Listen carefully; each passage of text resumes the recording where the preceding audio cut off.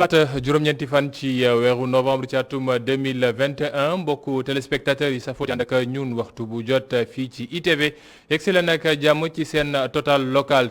nekk seen ndaje bi xam ne ngoon su ne dinañ ko am ngir mën a waxtaane lu jëm ci gox-goxaan yi laataa ñoo yegsi ci jongante bi war a am ñaar fukki fan ak ñett ci weeru janvier ci atum 2022 xam nañ ko Ndakaaru nekk nag capitale boo xam ne ñëpp a koy xëccoo lu jëm ci mbiru politique Sénégal saa suñuy wax mbirub élection Dakar dañ koy bàyyi xel bu baax a baax loolee nag nekk loo xam ne fësaat na bu baax ren jile surtout nag ci mbirub local yi xam ne ñëpp yóbbu nañ ci ay liste waaw l'opposition bi mbir yi xaajaloo waa pouvoir bi mbir yi xaajaloo ndax mbir yi daanara tas ba tax ne nguur gi nu mu waroon doxalee du ko doxalee noonu wala ku jegi ñoo ci war a mën a bénéficier loolu yëpp nekk ay poñ yoo xam ne danañ ko waxtaanee ci seen total local bu tey bi xam ne dañu am mbégte dalal ci plateau bi Amadou Niang nekk ki jiite COJER fii ci biir département bu Dakar nekk itam chargé de mission à la présidence de la République Amadou Niang ñu nuyu la dalal la ak jàmm ci plateau bi.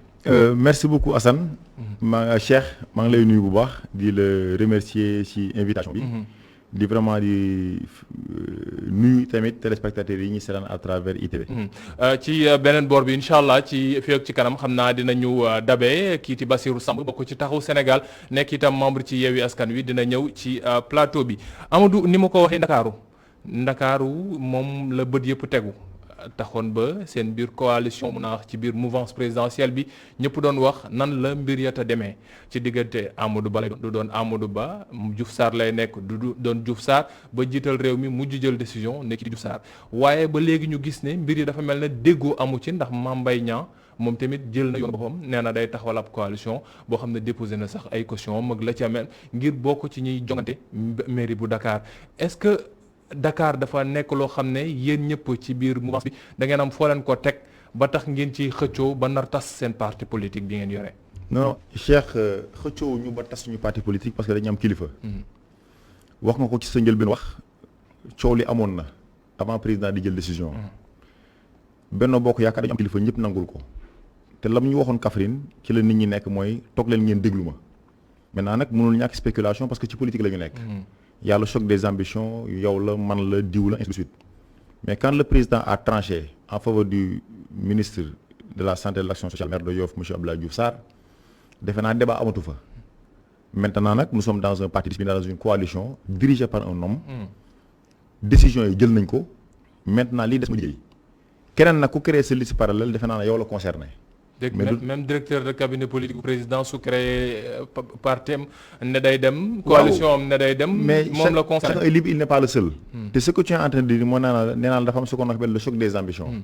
ku ci nekk bu gëmee ne war nga mën a demal sa bopp rek demal de toute façon li ci tëw xam yàggul. le 23 janvier incha allah lañ jëm yàggatul. les populations dakaroises vont élire leur maire. te bu boobaa dinañ xam kan mooy le bon choix. dañu xam kan mooy le bon choix mais laata loolu Amadou c'est pas la première fois ñuy wax ne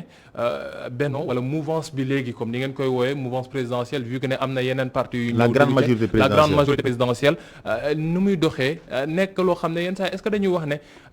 autorité dafa mel lu fa ñàkk wala nguur gi xamuñu kan moo war a topp ci ginnaaw diw xamuñu kan moo war a dem hiérarchie boobu dafa mel ne lu fa ñàkk ba tax ne chaque fois su ko nekk ca kaw jëlee décision ñeneen ñi nekk ci suuf la force dañuy wax ne non nu ma neex laay demee. non Assane ak je ne parce que loolu dafa mel ne loolu moom moo fës ci Ndakaaru gi ndax Mame Mbaye moom dem président ñàkk ba di wax président moom neewoon na day demal boppam alors que ne moo ngi ci seen biir grande majorité présidentielle. ba tey xam nga nous sommes en politique et tout à l'heure wax naa la yaa ce qu'on appelle le choc des ambitions xam nga dañu ne jàkk jaa ngi nii ku mën nodd noddal élection yaa ngi ñëw ku mën na nga dem jàpp ne mën nga gagner demal élection. Encore une fois c'est les populations dakaroises qui vont élire leur maire mais li ngay wax nii taxul suñu parti am problème wala suñu coalition am problème parce que ba léegi déggoo fi problème li ngay dégg rek mooy ñi nga et puis dafa am lu am il faut ñu wax ko mooy choix yi nga xam ne moom le président de la république def ñi nekk ci communes yi l'écrasante majorité respecté nañ ko mën nañu lim commune par commune. pas l'écrasante majorité. Ziguinchor nanguwuñu ko. non parce que yow Dakar fii ñu nekk fi mu toll nii coow am na ci yenn gox yi. waaw mais Racine Talla Guédiawaye ñoo ngi wax dans la discussion vous vous êtes focalisé sur Dakar. sur Dakar oui. waxoo woon Ziguinchor waxoo feneen ak feneen. mais li ma la mën a wax de façon globale les décisions du président les militants à la base l'ont respecté.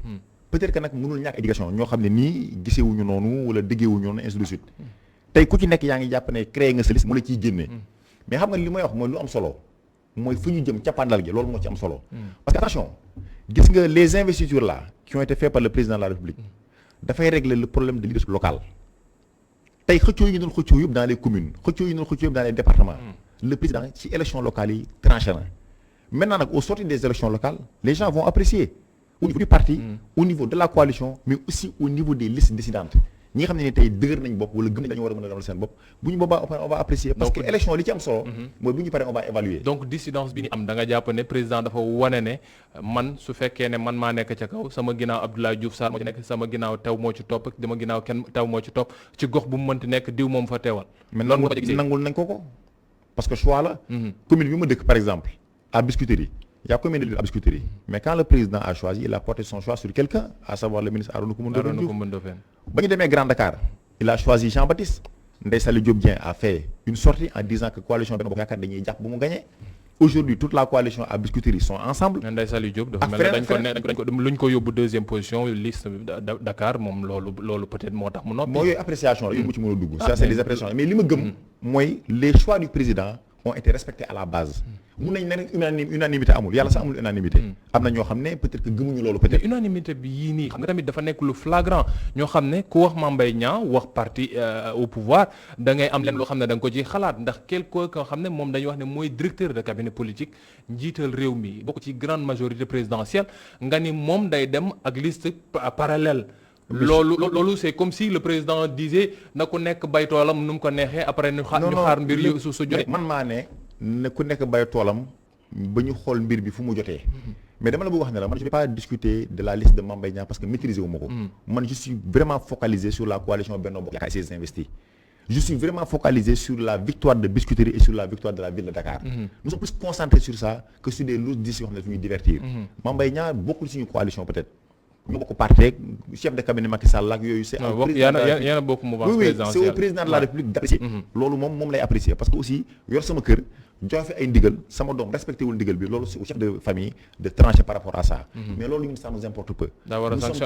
sanctionner donc su lay dégg dafa mel da nga bëgg mu sanctionner nous sommes préoccupés par la victoire de Benno Bokk Yaakaar dans les communes et dans la ville de Dakar loolu moo ñu soxal fi mu toll nii Amadou Niang nekk coordinateur bu COJER fii ci département bu Dakar mooy suñu gan tey ci seen bloc d'information la totale locale ñu war a waxtaanee ci biir Ndakaaru enjeu yu bëri yi fi am liste parallèle yi xam ne fës na fi rejet yi xam ne gis nañ ko itam yenn liste yi di ko joytu ñu si ëpp nag nekk ci kujje gi nan lañ ci war a mën a jàngatee ndax parloo da ci am wala code électoral bi la ñu bëri miinul loolu yëpp nekk ay poñ yoo xam ne incha allah ci ñaareelu partie seen bloc d'information dina ci yey yàbbi ak suñuy ñaari gan yi fi nar a teew incha allah léegi-léegi mbokk yi ñu seetaan tuuti publicité.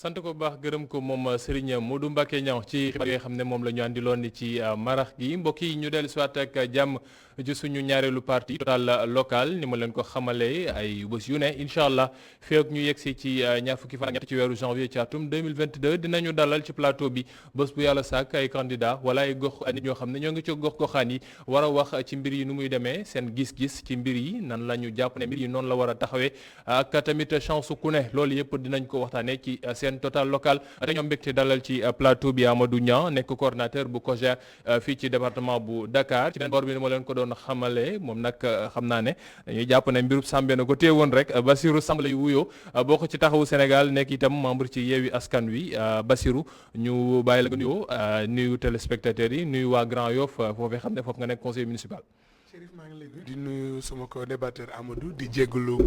téléspectateurs yi ci retard bi. ne ko ci yitte yi rek. waaye ñu ngi ciy jégalu bu baax a baax. mais di nuyu askanu Grand Yoff ga nga xam ne lañ bàyyi ko. particulièrement tout le département de Dakar. d'accord alors Bassirou sànq ba ñuy tàmbali première partie bi wax nañu tuuti ci ñoom waa Benno liste yi ci amagum seen waaye pour Dakar. déjà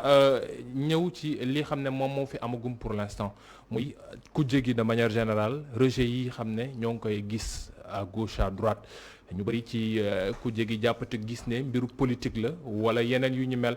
est-ce que loolu mooy li am réellement est-ce que da ngeen gëm ne mbiru politique moo tax seen ay liste nekk yu ñu rejeté wala ay erreur la wala manque compréhension lii ci code électoral bu yees bi la. waaw il faudrait admettre que rejet yu ci bëree bëri gaw ma ni c'est motivé. parce que jàpp naa ni code électoral Sénégal benn la amul un code électoral qui est appliqué à Matam un autre qui est appliqué à Dakar. wala bu ñu appliqué Sam Notaire Golf mënuñu ko appliqué. donc aujourd'hui le code électoral benn la. et je pense que amul yenn interprétation yu ci mën a am. et aujourd'hui ce code électoral dafa am ay possibilités yu mu jox ñiy déposer seen liste. wax ni kat jour dépôt bi à minuit na la fekk ci biir préfecture wala sous-préfecture nga mën a déposer sa liste. mais fekk la ca biir nag ça veut pas dire que à minuit da nga war a déposer mais tu as la possibilité de faire des modifications. et même quand tu déposes ta liste auprès de l'autorité yoon may na la 48 heures pour yenn complément d'information yi nga mën ko def. te li ñu xaw a tiital rek mooy gis nañu ni tey ñoo xam ne déposé nañ seen ay liste tey ñenn ñi buñ delloo peut-être ci code électoral bi c'est vrai que énuméré na li nga xam ne mooy motifu rejet mais am na ci yoo xam ne code électoral dafa may nit ki mu def yenn modification yi parce que loolu ñu bañ a yeewu askan nous avons des informations dans des communes où des éléments du pouvoir permettre nañ leen ñu def ko donc aujourd'hui bu ñuy dem élection locale qui est l'expression démocratique des suffrages à la base qui est une élection par essence locale war nañu mën a jox kenn ku ñu la possibilité nga mën a participer ci élection yi sans pour autant muy am filtrage bi nga xam ne amoon nañ ko présidentiel filtrer candidat aujourd'hui au local nous avons l'impression que même machine bi moom la ñu utiliser pour tànn ñi nga xam ne ñoo ci war a bokk ak ñi nga xam ne waruñ cee bokk donc loolu nag lu ñu ñaawlu la parce que jàpp nañu ni tey nañu permettre à chaque citoyen sénégalais boo xam ne tey war na mën a participer mu participer élection bi warul am kumba am ndey ak kumba amul ndey ñii dañu di permettre yi ñii ñu bañal leen ko te niveau de rejet bi ñu gis aujourd'hui sur des listes de l'opposition daf ñu xaw a jaaxal au même moment on dit que c'est les 557 collectivités territoriales dafa mel ni benn bokk yaakaar seen lépp a baax lépp a rafet Amadou par rapport ak loolu nekk na loo xam ne itam ñëpp gis nañ ko ne nañu dafa mel ne liste opposition bi rek ñoom la ñuy rejeter pouvoir bi foofu ko gongo li yéen ban appréciation liñ leen ciy tuumaal te wax ne dafa mel ne filtrage bi xam ne dañ ko defoon ci parrainage bi ñu dindi ko ci local bi mu ngeen andiwaat mais defee ko neneen. Cheikh dama lay wax lu simple.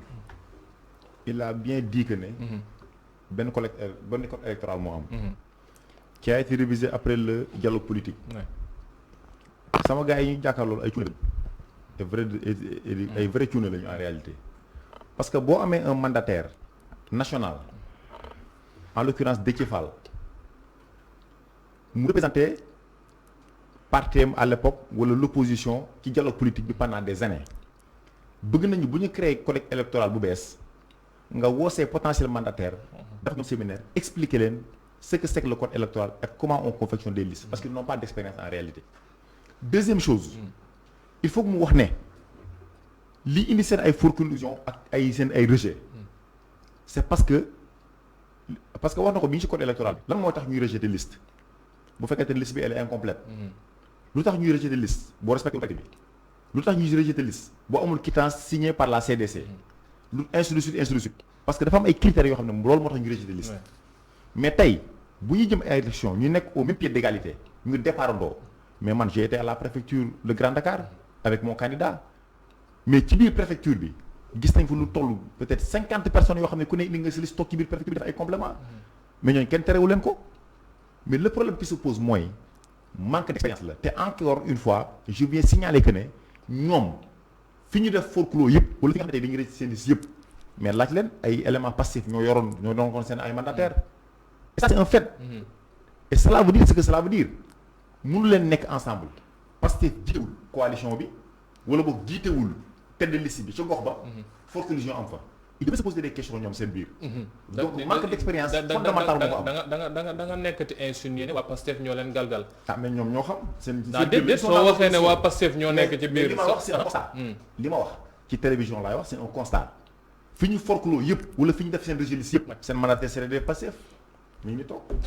Bassirou ci loolu loo ciy tontu manque galgal la bu jógee ci biir côté waa Ousmane Sonko ñi ñoom ñoo xam ne ñenn ñi yenn saa yi nekkuñ ci yenn gox yi nekk ay tête de liste wala erreur administrative la maanaam manque compréhension code électoral bi ndax ni ko waxee yenn saa yi gars yi yéex nañoo dugg si ñenn ñi am ay mbir yoo xam ne comme turu papa ak turu yaay ak yeneen ñu mel yoo xam ne boolewuñu ko woon ci mbir yi ndax nekkul ci carte d'identité yi loolu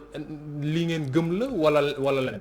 waaw xam nga peut-être aller jusqu'à traiter de cuune je laisserai à l'appréciation des téléspectateurs ñu apprécier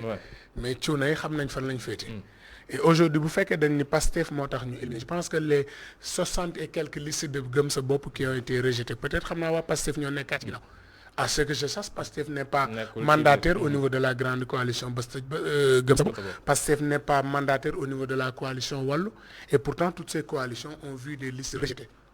ak waa defar sa gox. ak waa defar sa gox pour en revenir donc aujourd'hui Taxawu Dakar n'est pas une coalition pour ces élections nekkul en compétition donc tey quand on pose un débat le débat il est global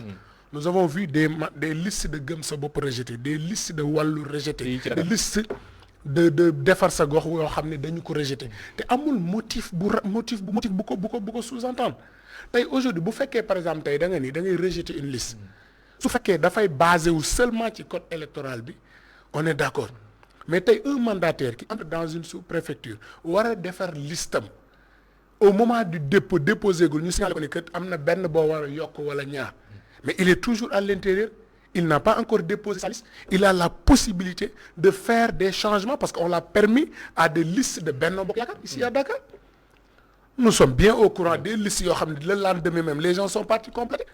donc aujourd'hui ce qu'on demande c'est que l'administration territoriale du Sénégal a été toujours chantée parce que c'est des expertises, parce que c'est des gens qui sont au service normalement du peuple, pas au service d'un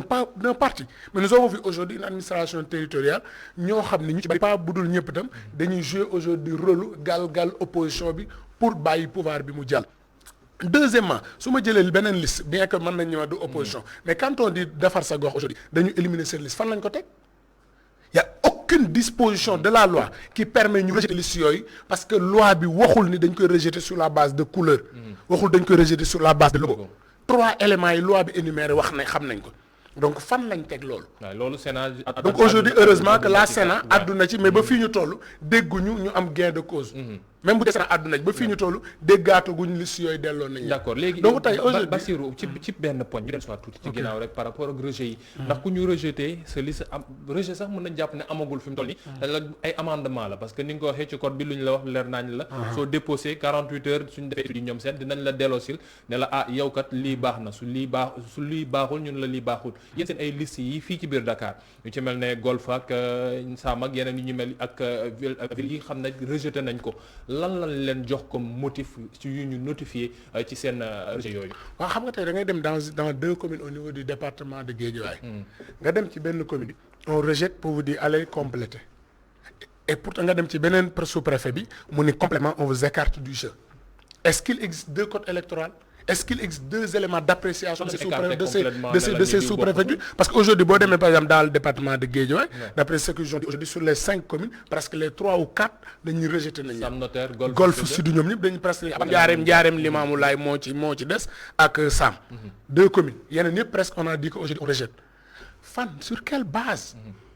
aujourd'hui la loi elle est très claire su ma jëlee l'exemple de Gëm Sa Bopp au niveau de Dakar mais je pense que le mandataire a été très clair en entrant à la sous-préfecture il avait des dossiers avec lui je ne dis pas que tous les rejets motivés wu mais yi ci ëpp yi ñu gën a gis nit ñi di ko wax aujourd'hui c'est des rejets yoo xam ni purement politique pour xàllal yoon le pouvoir alors que tey li ñu jàpp mooy tey su fekkee nee nañ ñoom ils sont au pouvoir su fekkee ñoom jàpp nañ ni aujourd'hui bu ñu demee dañuy gañ mais qu'ils permettent à chaque Sénégalais qui remplit les conditions mu mën a déposer listam mais aujourd'hui li ñu gis ñu ñëpp et bizarrement dans les 557 collectivités territoriales du Sénégal ndi ko Benno Bokk Yaakaar toutes les listes dañu nice dañu rose xel dafay tey ci lu mel noonu donc il faudrait que le président de la République parce que c'est à lui que je m'adresse qu'il mu xam ni le temps de la politique est révolu aujourd'hui Sénégalais yi dañu yeewu Sénégalais yi dañu màgg élection képp ku ci war a bokk nañu ko bàyyi mu bokk Sénégalais yi nag ñooy décider kan la ñuy fal ak kan lañ du fal mais su fekkee yow yaay tànn yaay def sa filtrage yaay wax ki bokk yaay wax ki dul bokk je pense que c'est des choses yoo xam ne mënatul continuer. Amadou oui su fekkee non je voulais juste apporter une précision par rapport ak li mu wax ci liste yi xam nga tamit nous sommes dans un pays sérieux quoi mënuñu dëkk man ay élection ñëpp dem à chance égale nga bëgg ne dañu taxaw fokk wala di wut ku ñu tere wala ku ñu terewu gis nga ñoom ils sont plus dans le bavardage que dans l'action maanaam li ñuy wax ak coow ak victimisation moo ëpp li nga xam ne nii ci la ñuy jëf parce que attention mënuñu nekk dans un pays sérieux comme ni ma ko waxee tout à l'heure ñu dëkkmal ay élections encore une fois ñu xëy suba teel dañu leen rejeter sans motif c'est pas possible il faut respecter l'administration territoriale. non mais rejet complet tamit su fekkee ne moom ni mu ko waxee gox bi ñun la non mën ngaa compléter gox bi ñun la non pour même mën dañuy rejeter complètement. non mais loolu dama bëgg mu jox ma ay exemple xam nga tamit dafa yomb aussi de parler dans la globalité. dafa yomb nga ñëw ne ñëpp dañu leen rejeter wala ñu bëri dañu leen rejeter. mais je te donne des exemples à Guédiawaye tu veux des exemples. je te donne des exemples. attends rek il faut que je te donne Golf Sud ak Ndiarème Limamoulaye lii ñetti exemple la ci Sénégal. xam nga aussi il faut qu'on soit sérieux. mais Dakar bu ñuy waxtaanee. exemple la laaj mooy li ma wax dama la wax ne la man dund naa ko parce que man j'ai été à la préfecture ce soir là. mais dama ne nit ñi ñu ngi toog ci couloir yi di remplir seen ay te permettre nañ leen ñu déposer. mais pourquoi se victimiser veut jeter l'opprobre sur l'administration territoriale en disant que dañu far. te tey am na ku ma dégg mu koy wax ne la ñoom bu ñu nekk au pouvoir tey la même administration territoriale la ñuy liggéeyal. ñoo fi nekkoon dem bërki dem ñoo fi nekkaat suba. mais parce que ils sont pas assez préparés comme li may wax. te loolu il faut ñu nangu ko aussi. mais tamit Amadou 15 millions yi gars yi ñoo ngi doon kaas ne 15 millions yi dafa mel ne premier filtre la woon su fekkee dañuy yegg si waat ci code électoral bi ñu ci andi ay yenn faqastal est-ce que du gën a gàkkal lii ci image yu nguur gi par rapport ak lii ci élection locale yi xam ne moom la ñuy dégmal suñu déggee ne. fii ci Dakar parce que moom la ñuy waxtaanee Dakar dégguñu benn yoon ñu benn bokk yaakaar am na ñoo xam ne sax wax nañ leen non dem leen defaraat lii nii. mais man mënuma discuter ci loolu quand même c'est des spéculations. li ma gëm. non mais c'est par rapport au fait parce que fii Dakar dégguñu benn liste boo xam ne benn bokk yaakaar la ñun la non dem leen sax da ngeen war a yokk lii wala da ngeen war a wàññi lii wala da ngeen war a compléter lii alors que ne opposition bi presque ñi ci nekk ñëpp yóbbuwaat nañ leen ci benn wala ñaar commune. na leen benn bokk yaakaar c'est une coalition composé de partis politiques qui ont d'expérience qui ont de l'expérience. Alliance pour la République 2009 ak Dekkal Ngor dem na élection locale ak Benno Siggil Sénégal 2014 dem nañu mais 2014 am na ay listes yoo xam ne dañu leen téye lu mel ni Pikine ak l'administrateur du parti de l'Alliance pour la République mais 2019 wala 2021 bu ñu demee élection bind ay listes forclos amu ci ay yeneen ak yeneen amu ci c'est parce que les gens ont gagné de l'expérience gagné nañu en expérience. Ça c'est la réalité. Khalifa Sall qui a eu à diriger la mairie de Dakar ak expérience mu ànd taxawu Sénégal. li ñu def ci Khalifa n'est pas seul. waaw mais taxawu Sénégal mais ñooñu jiite woon Dakar. on peut dire mais déglul par rapport ak expérience boobu mënuñu wax ne ñoom amuñu expérience bu ñu mën def na liste boo xam ne day jàll. waaw mais déglul oui xam nga da nga ne taxawu Dakar moo nekk 2014. 2021 lan la ñu wax. Yewwi Askan Wi taxawu Dakar ci biir est composé de combien de partis politiques. Qui sont ces partis politiques là. Comparé à Benno Bokk Yaakaar, le PS, l'ALD, l'AFP, le Rewmi, l'Alliance pour la République, entre autres partis politiques, mais nous on est capable de confectionner des listes sans faire des erreurs. Parce que xam nañ nañ koy defee ñun dañu confectionner ay listes dem di wut ay pour def des compléments de liste. am na fi gis nañ ko.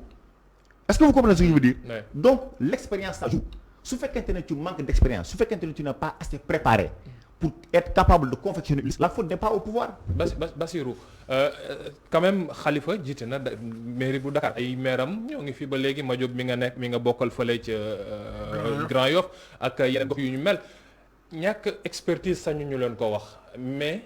est-ce que nekkul woon jeu politique maanaam ci xool nan la ñuy def pour compléter liste yi nan la ñuy def ba bañ a kenn bañ cee mer kenn bañ a frustré wu loolu tamit yóbbewu leen yenn saa yi ci yenn gox-goxaan yi comme ni ñu koy waxee ndax gis nañu ay frustré waa Pastef ñenn ñi génn fii ñeneen am yeneen partenaire non ñun àndatuñu ak diw est-ce que loolu taxul ba forclusion bii nii xam ne gis nañ ko mu bëri ak rejet yi nekk loo xam ne peut-être mën nañ ko ci wékk. waaw la première précision c'est que pour la vérité des faits l'administrateur de l'APR bi ñu koy rejeter il était venu en retard. C'était pas parce que liste incomplète la Mayel Thiam était venu en retard ci sous-préfecture am loolu moo taxoon élection yi passé bokkul. donc loolu il faut la vérité des faits il faut le rappeler. xam nga aujourd'hui quand on parle d'expérience su fekkee ñoom ñoo ñuy wax aujourd'hui question d'expérience damay reetaan il s'agit pas d'expérience il s'agit d'un pouvoir boo xam ne lépp lu muy am ci forcing la ko jàppee ko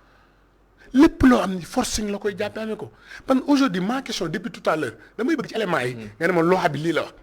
moi je vous donne des exemples concrets à Guédiawaye ou dans 2 communes li ñu permettre ñii beneen sous-préfet ba bañal nag ko c'est très clair qu'on m'apporte des éléments parce que bu ñuy wax surtout ñuy ndaw ñuy déglu li ñuy wax war nañ ko argumenter selon la loi parce que la loi elle est claire les 3 motifs de rejet loi bi énuméré na ko aujourd'hui pour en revenir à la liste def sa gox ban loi la administration civile bi jàpp administration territoriale jàpp pour rejeter ko quand on parle de l' administration territoriale am na ci ñuy def seen liggéey mais am na ci ñoo xam ne par loolu lañ def loolooy dëgg ceux qui ont rejeté par exemple les listes de defar sa gox fan lañ ko basé quel est l' élément juridique quelle est la base juridique qui a permis de rejeter ces listes là parce que même ki gumba sax boo ko tegaloon ñaari liste yooyu mais mënu la wax ne am na ressemblance parce que les gens ne veulent pas que certains participent il faudrait que le jeu démocratique ñu respecté ko mooy lan képp ku war a bokk ñu bàyyi ko mu bokk su fekkee dafa def loo xam ne loi d'accord je suis tout à fait d'accord mais aujourd'hui il ne doit pas y avoir la loi des uns et des autres moi je te donne des exemples Benno Bokk Yaakaar dans certaines communes ba ci le lendemain ñu ngi dem di wuti ay di yóbbu ay nit di compléter fii ci biir Dakar yan commune fii la ñuy waxee ci biir Dakar je prends l'exemple de Grand Yoff où jusqu'au lendemain ñu ngi woo nañ ay nit di xëcc seen ay kadam donc aujourd'hui li ñuy wax li ñuy wax mooy xam nga laa doon d'accord tey li nga bañal par exemple tey li nga bañal tey xam nga lu may d'accord tey li nga ni da nga ko bañal tey par exemple Yewwi mais su ko APR su ko Benno Bokk Yaakaar defee bañal ko mais il ne doit pas y avoir deux poids deux mesures les motifs avancés pour rejeter la liste de Gëm Sa Bopp à Dakar mais fondewul c'est pas des motifs fondés un mandataire qui est à l'intérieur avec des dossiers tu lui dis que oui tu as 45-50 da nga war a nam te il est à l'intérieur il a des dossiers je comprends même bu fekkoon le mandataire par exemple quand il n'avait pas des dossiers avec lui foofu parce que ñun par exemple la préfecture bi ma nekkoon boo xisee ba dugg les gens te disent doo génn ak beneen dossier loolu dinañ ma doon wax ni ma bu fi duggaat ak beneen dossier mais aujourd'hui est-ce que la loi bi ñu may appliquer c'est cette même loi qu'on applique à tout le monde c'est-à-dire li ñuy naqarlu rek mooy aujourd'hui il faudrait que la loi soit là pour tout le monde que les administrats ñi nga xam ne ñoo nekk dans les préfets et les sous-préfectures xam ni ils sont là pour servir les Sénégalais pas pour un parti parce que tey peut-être ceux qui sont ministres de la République ceux qui sont directeurs peut-être demee sous seen pouvoir nekkul dañuy dem ñeneen ñëw mais ñoom ils sont appelés à servir tout le monde donc que ñu fàttaliwaat ni élection aujourd'hui bu ñu bëggee des élections paisibles mooy nañu permettre le jeu démocratique sénégalais bu ne nga mën ci participer que kenn ku ne que ce soit du pouvoir que de l'opposition qu'on respecte les règles du jeu donc loolu mooy appel bi nga xam ne dañ koy lancer mais continuer di galgal continuer di utiliser des subterfuges pour éliminer certains je pense que loolu lu doy waar ku nekk mën a sànni xob ci guddik ñaar fukki fan ak ñetti ci weeru janvier ñu mën a xam mbir ya fa muy féetee pour avancer par rapport ak waxtaan bi fii ci biir Ndakaaru ba ñuy wax dañ ne dañuy dindi équilibre moo taxoon ay jamono ñu andi woon fi parrainage moo tax itam ñu wax ne dañuy teg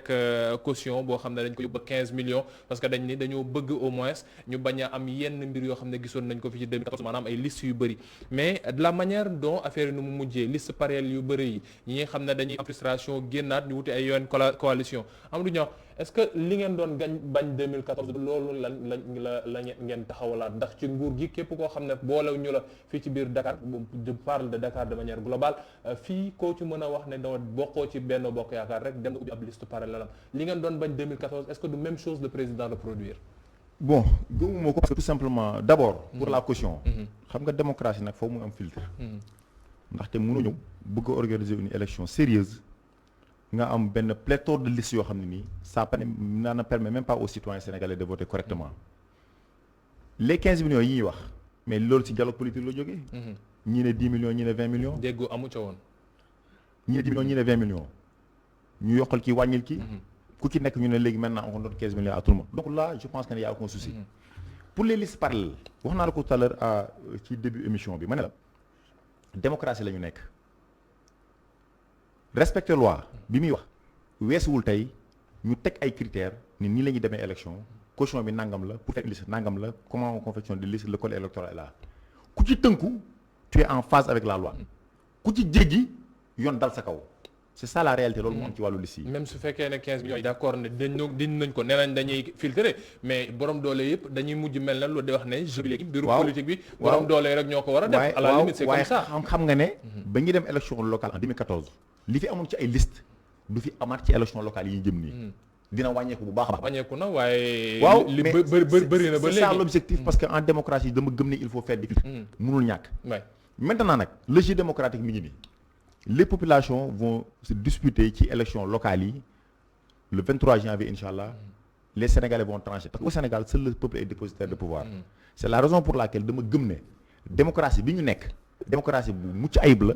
démocratie la boo xam ne ñi nga xam ne ñoo ko ŋànk di organiser ay élections ay am ay kàngam lañu parce que tey dafa am fierté sama réew parce que beaucoup de pays démocratiques yi nga xam ne ñu ngi nekk ci Afrique bu ñu soxlaa ay exemple Sénégal lay ñëw jël ay experts yóbbu la ñu ne former seen ma toog. on a les meilleurs textes mais ñeneen ñeneen application yi yenn saa yi moom mooy coow bi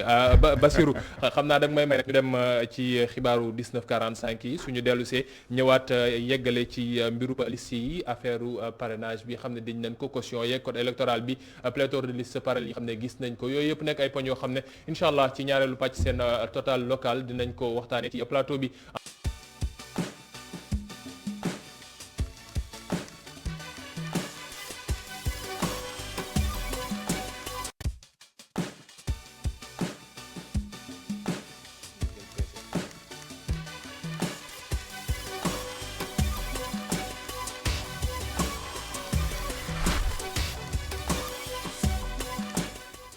sant ko baax gërëm ko moom Adama Anouska Ba ci xibaar yooyu mu andiloon ci 1945 mbokk yi ñu yegsi ci pàcc bu mujj ci seen bloc d'information la totale locale tey ñu am ci plateau bi Bassirou Samb taxawu Sénégal Yewwi Askan Wi ak kii ti Amadou Niang coordonnateur COJER bu Dakar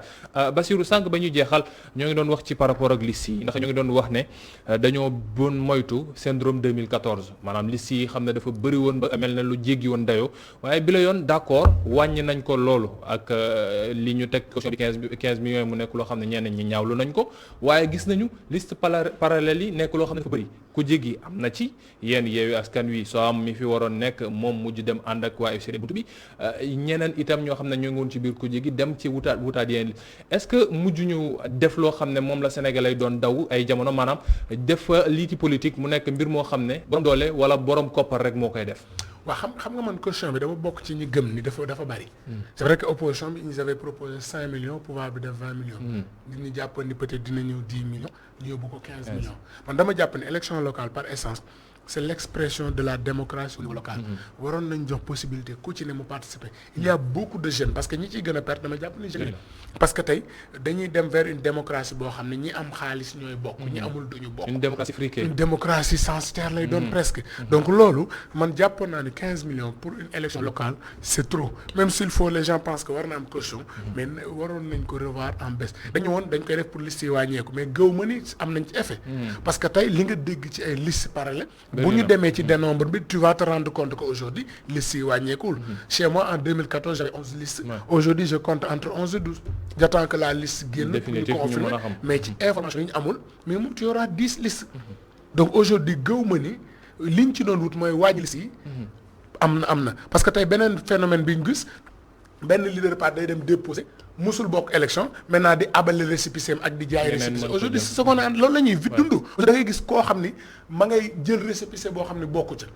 ku ci ne tu utilises les couleurs et aujourd'hui ces leaders là c'est des leaders ñu ci bari ñoo xam ni musuñu bokk benn élection amuñu benn ndomba tànk wala amuñu fenn représentant mais par le biais de ces élections ils vont avoir benn semblant de maillage territoire parce que Cheikh Assane benn base ba maire commune am dem na jëli récépissé bi keneen maire commune am dem jël benn récépissé donc il y a une autre forme de participation boo xam ne gis nañ ko au niveau de ces élections ku maire aujourd'hui rek en 24 heures nga mën a gis ni dem am benn récépissé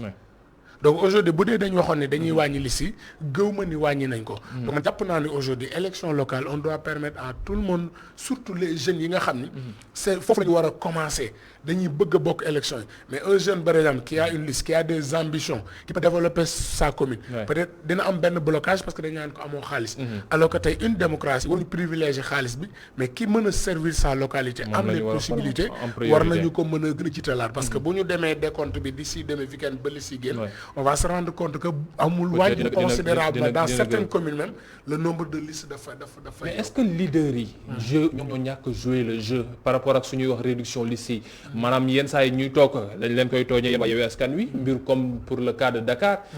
toog ci bàyyi noonu waxtaan amul xool xamuñu kan mooy mujj ba ñu mujj jël kiiti Barth Niang moom mooy jiite mbir mi dem ca mairie Dakar soo am mujj génn ànd waa UCD buntu bi ñoom ñooñee xam ne kii comme moom mooy Théodore Chérif Monteil mi nekk ci mouvance présidentielle bi loolu est-ce que du jeu bi yéen yaa leen koy fausser leader yi xam ne ñoom ñoo nekk ci kaw waaw xam nga tey boo bokkee ci équipe daal di nangu les règles du jeu la décence dafay bëgg nga accepter ko après parce que aujourd'hui ñun ñëpp ñoo bokk nekk ci benn coalition bokk ci benn parti coalition bi ni kat parti bu ci ne benn candidature la war a tànn ñun ñëpp ñu jàpp ni soo demee à la base suñu jibawul dañu transmettre dossier yi à la conférence des leaders. Ouais. Mais su ma accepter ni damay transmettre à la conférence des leaders je dois avoir l'élégance d'accepter la décision su fekkee leer na ma ni processus d'accord uma ci la décence dafay bëgg ni avant ma cay dem ma retiré wu. Donc aujourd'hui ça c'est de deux côtés muy que ce soit du pouvoir que ce soit de l'opposition man damay jàpp ne nous autres politiques on doit apprendre à respecter les Sénégalais mooy su fekkee am na ay règles du jeu yu ñu teg ma d'accord ci bu ma dem jusqu'au bout di victimiser wu parce que man maa accepté engager le match donc su fekkee d'accord ma dès le début laa ko war a bàyyi mais aujourd'hui c'est un processus qui a été déclenché de Taxawu Sénégal à Yewwi Askan Wi et que tout le monde était d'accord sur le processus. Maintenant, Barthélémy a été désigné de manière démocratique au sein de Taxawu Sénégal et au sein de Yewwi Askan Wi. Non, c'est tout à fait nit mën na bañ a d'accord. Nit mën na bañ a d'accord dama koy nangul loolu nga xam ne wax na ko mais aujourd'hui ñun ñi nekk ci biir on sait que c'est un processus qui a été respecté du début à la fin et que aujourd'hui l'écrasante majorité des responsables aussi bien de Taxawu Sénégal et que des partis composés Yewwi Askan Wi ils s'alignent tous sur la décision qui a été prise c'est de porter la candidature de Barthélémy. Amadou Niang ci mbiru police yi suñ ko weesoo chance yi Dakar ku ko wax da ngay xalaat Khalifa Sall ndax gis nañu nu mu fi taxawee ba mu fi jógee itam soo am wuutu ko yeggale liggéey bi fi mu toll nii kii ci am Abdoulaye Diouf Sarr yaakaar ngeen ne am na poids boo xam ne mën na fi jëlee ñiiti waa taxawu Sénégal taxawu Dakar plus particulièrement Yewwi Askan Wi fii war a ñëw. xam nga il s'agit pas de Abdoulaye Diouf Sarr il s'agit d'une équipe qui accompagne Abdoulaye Diouf Sarr qui est la tête de liste et pour preuve lépp loo xam ne Abdoulaye Diouf Sarr mi ngi koy def en tant que candidat choisi à la ville da koy def en collaboration avec tous les autres 19 candidats choisis dans les 19 communes donc c'est une équipe. Abdoulaye Diouf Sarr à lui seul ne peut pas tout faire et il n'a même pas cette prétention c'est la raison pour laquelle amuñu lu ñuy craindre aussi parce que c'est des compétences réunies ñoo xam ne nii tey ils ont l'intention de liggéey Dakar parce que aujourd'hui man dama gëm ne suñu capitale ni mu mel nii jàpp naa ne ñaaw na à l'image des autres capitales du monde tey comme je dis rek ñu ngi jëm dëgg mën ay élections yoo xam ne nii je pense que ne élections yi dina changer lu bëri ci cartographie politique bu Dakar parce que mooy li ma wax investiture yi dem nañu ku ci ne xam ne ñan ñooy candidat wu Dakar yi maintenant c'est la compétition des programmes te dama gëm ne le programme qui a été mis en place par la coalition Benno Bokk Yaakaar avec la tête de liste je pense que ne bu ñu ko développé ni ñu ko war a développé jàngal ko askan bi dugg fi ñu war a dugg wax ak nit ñi ni ñu wax ak ñoom defe naa duñ ci am benn problème te en plus de cela compétition bi gëw ma mu doon lu jafe parce que mooy li may wax rek sama gars yi ma jàkkaar loolu préparé wuñu defe naa ne coow li moo gën a bëri 2014 loolu lañ doon wax de waaw ñoom ñoo jëlaatoon Dakar waaw xam nga ñun dañuy citer chaque fois 2014 oui référence bi mais bu leen fàtte ne 2014 nous sommes tous partis en ordre dispersé te gis nga ku bu dugg ña bokk ci njabootu Macky Sall boo dajalee seen ay voix moo ëpp la taxaw Dakar amul c'est une minorité qui a gouverné une majorité parce qu'on était parti en ordre dispersé c'est la raison pour laquelle le président de la République a pris ses décisions a pris la responsabilité sur lui-même mu bañ a accepter benn liste parallèle ça c'est un fait ñëpp constaté nañ ko. bañ a accepter mais accepter. te aussi bu leen fàtte ne xam nga élection mooy baromètre ci réew. 2017 nous avons gagné Dakar aux législatives. 2019 nous avons gagné Dakar aux présidentielles aux élections présidentielles. 2014 rek mooy le seul hic bi nga xam ne am nañ ko te encore une fois nous sommes partis en ordre dispersé mais aujourd'hui et puis bu leen fàttee 2014 benn maire rek la ñu amoon c'était le maire de Yoff mais aujourd'hui on se retrouve avec plus de 13 maires ci Dakar mais parce que tey ñooñu adopté nañu la politique publique du président de la République dans Dakar ak ce qu'il fait au travers le Sénégal. D'accord 13 maires yoo xam ne 13 maires ñenn ñi ci taxawu Sénégal lañu après dañoo ñëw ci yéen. ba tey compétition la politique loolu la. addition la on n'essaie pas de soustraire ou de diviser donc addition la c'est de bonne guerre. mais li ma gëm mooy le programme politique qui sera présenté au Dakarois pour le 23 janvier ça sera un programme boo xam ne gëm naa ne Dakar waaye nañ ci gis seen bopp pour le bien des Bassirou pour Dakar Barthélémy Khalifa Sonko ak ñeneen ak ñeneen ñëpp suñu àndandoo te yenn saa ñu gis ay fissures ci biir Yewwi Askan Wi ñenn ñi Pastef noonu nii ñu ko defee ba nekkul ñu gënal ñenn ñu àndoon ak Soham ñoom ne dañuy mujj ànd ak moom ci UCD bunt bi boobee ak ndax gis nañu ne mbir yi daa mel na lu jéng est-ce que nekkul loo xam ne mën naa fragiliser base bu taxawu Sénégal amoon ca tàmbali ba même su fekkee ne léegi du taxaw Sénégal kese du taxaw Dakar kese Yewwi Askan Wi la. waaw mënu ko fragiliser xam nga politique ak werante ñoo ànd. politique ak divergence ñoo ànd mais aujourd'hui soxla Yewwi Askan Wi au niveau de Dakar. mais c'est aujourd'hui taxaw Sénégal et il m'a parlé tout à l'heure que bu ñu defee seen addition des voix ci élection yi ñu jàll dañuy gagner mais je rappelle que aujourd'hui li nekk taxaw Sénégal soo additionné seen voix je pense pas que Benno Bokk Yaakaar dina leen seen en 2014 dans une commune comme Grand nous les avions doublés donc jegewuñ ñoon te je pense que ils étaient pas benn liste lañ fa amoon ñoom tey benn liste Benno Bokk Yaakaar moo fa amoon et on les avait battus et je pense que aujourd'hui boo jëlee Ndakaaru Ndiaye je ne reviendrai pas sur les détails sur les irrégularités qui ont émaillé les élections législatives ak présidentielles parce que c'est le passé mais aujourd'hui taxaw Sénégal est beaucoup plus